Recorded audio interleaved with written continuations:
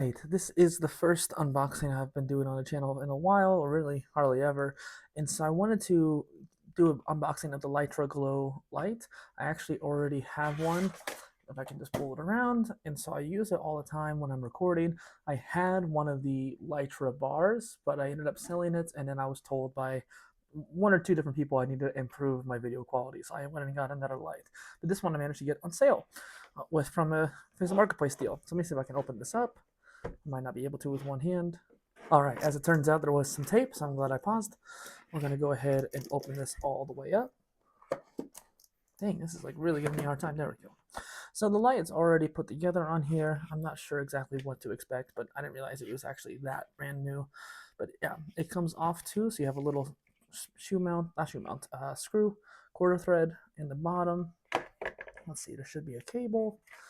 That is about it, I guess. Is there anything else in the box?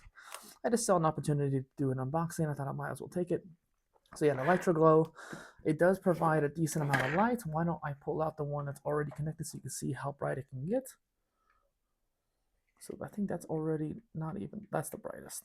You could also change the warmness, which you can't quite tell on this camera, but you can definitely get quite cold as well.